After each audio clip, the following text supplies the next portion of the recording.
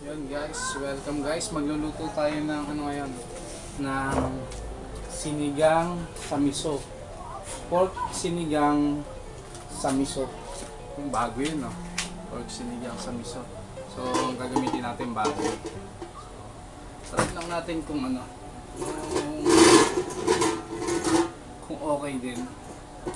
Nakita ko kasi may nag-pork sinigang sa miso eh.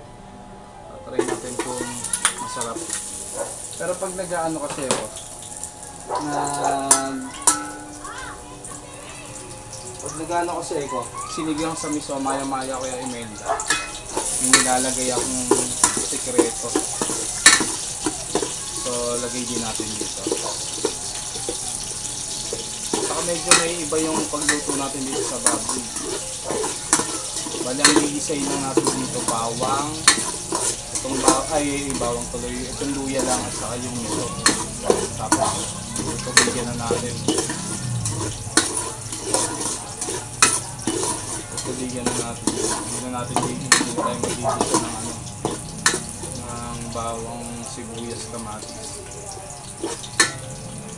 So, ayan lang. Tapos,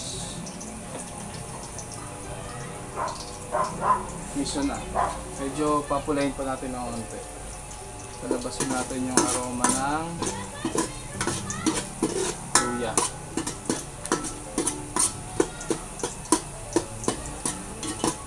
Pag ganyan lumabas na yung aroma, umaamoy na, pwede na yan. Pwede na lagay itong miso.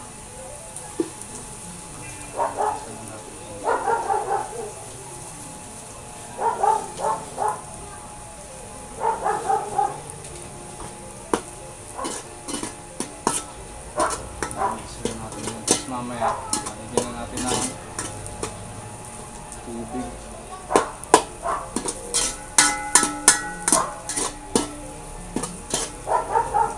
Sige-sige natin. Medyo pangulang pa nga ata ako sa luya. Sarap sa kapag maraming luya. Pero ano ko naman kasi to, baboy naman kasi to. Pero nilagyan ko pa rin ng luya kasi baka hindi mag-blend yung sinigang sa miso, yung miso at saka yung baka hindi lumabas yung sinigang sa miso kapag walang luya. So kaya may luya yung sinigang sa miso kasi isda. Eh dahil baboy, pwede naman walang luya pero nilagyan ko pa rin kasi baka mamaya mawala yung amoy at saka ano yun eh, yung miso kasi parang kabaho. Bago ang miso eh. Ito na ata ito eh. Hindi ko alam ha. Hindi ko sure ha. Alam ko galing din sa tokwa to eh. Parang tokwang na panis. Parang kaya kailangan pa rin ng ano. Kasi may antot yung ano. Yung miso. So ayan. May luto na yung miso. Tataray ko lang no. Sasabawan naman eh. Tapos lalagay na rin yung baboy. Try lang natin na ibahin ko lang yung procedure. Try natin isabay dito ng igisa natin ng saglit. Sabay natin sa ano, yung baboy natin. Pero pag isda, hindi po ganito ang procedure ha. Pag isda ang minimiso natin, hindi po ganyan ang procedure ng ano. Tamang ano.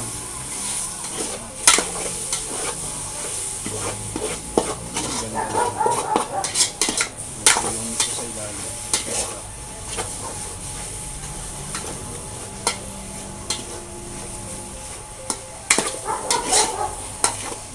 Happy.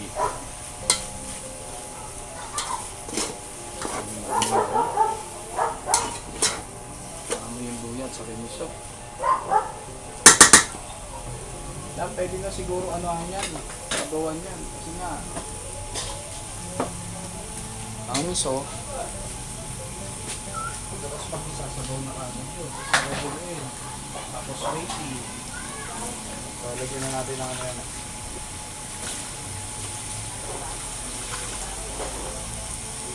lagyan na natin ang sabaw yan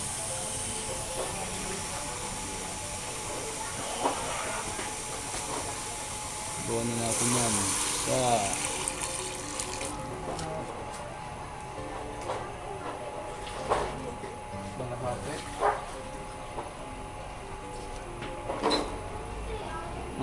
cups yan. Isang ganito kasi 3 cup.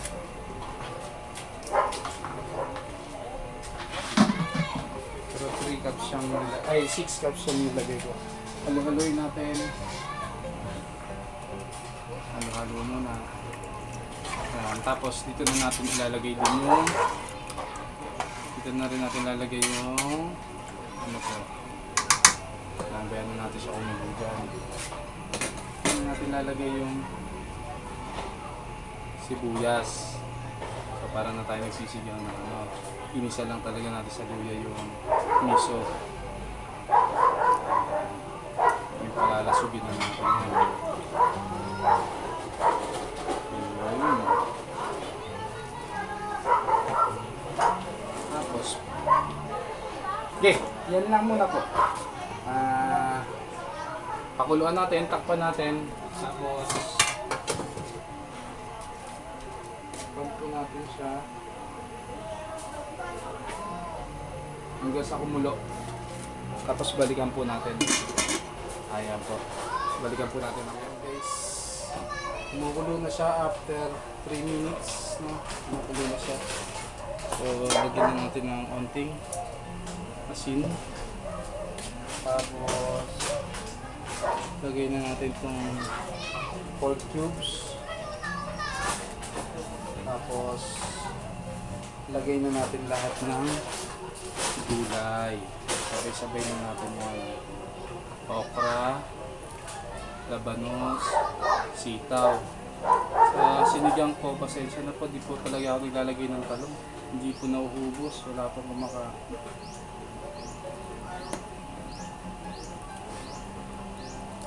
Ayan. So nilagay po natin dito na dahon ay mustasa po. Mamaya na po ito sa bandang ulit. Ganyan lang po, napakadali lang po magsigang, basta sigang. Puro ano lang po yan, puro pakulo lang, puro lagi, tambog lang po ng tambog. Kaya huwag po kayo matakot sa sinigang. Ayan. Tapos po, lagay na rin po natin itong siling ring. Lagay na rin po natin itong siling ring.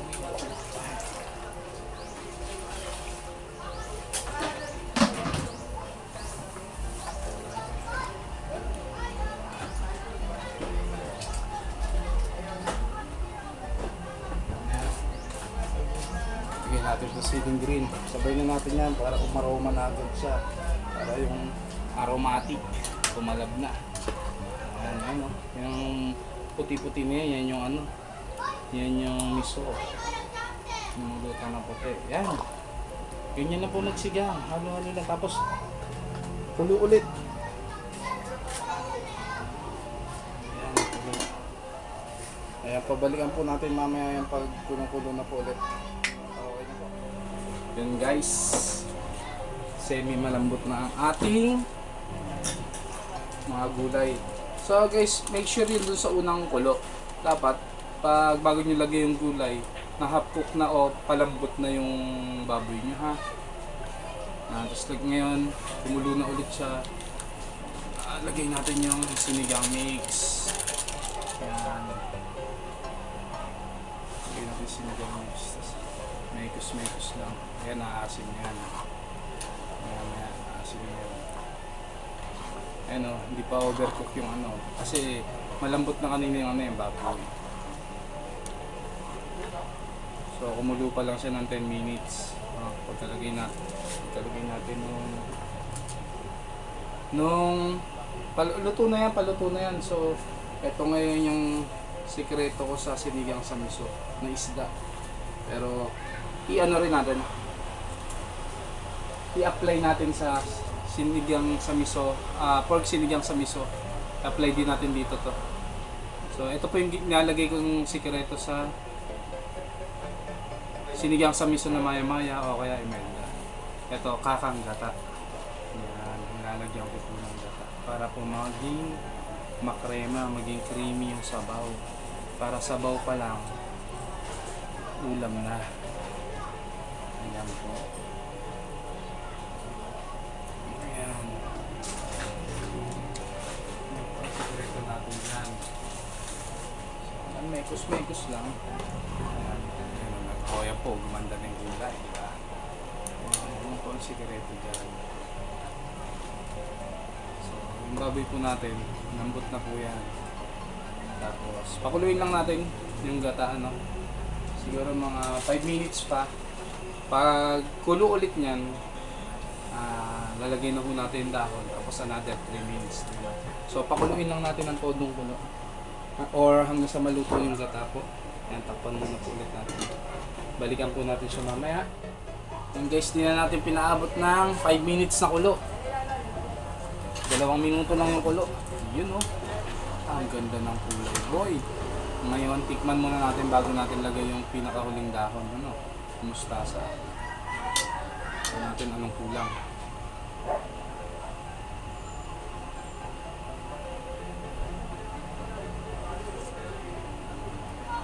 Ayun na. Sakto na. Sakto yung panchameter natin. Pero may idadagdag lang ako dyan. Bago ang lahat. Bago ang lahat, may idadagdag lang tayo dyan. Ito po yun. Para may sipa. Yan. 2. Yan. Tapos lagay na po natin to. Ayan, saglit na lang yan. Pagkalagay nga na ito, pwede na pong takpan. Luto na po siya. So, ganyan na po kadali magsinigang sa miso. Sa susunod po, yung sinigang sa miso naman na maya-maya or imelda po ang lulutuin natin or salmon. Sa susunod po, yun naman po ang lulutuin natin.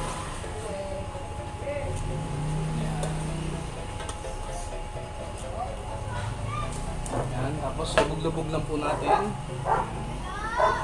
Wala na itong 5 minutes. Pwede na nga patayin ito eh.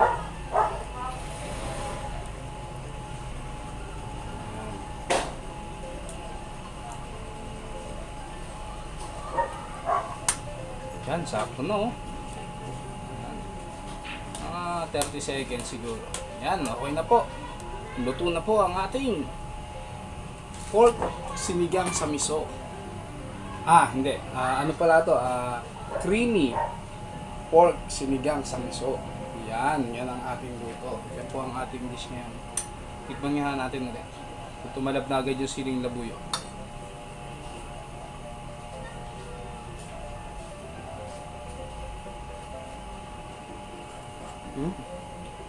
Yan, talab na. Pero yung siling labuyo, wala pa, pero yung ano talaga, yung gata ang nagpasarap. So, ayan po ang sinigang sa miso natin na baboy. Hanggang sa muli po. Bye-bye.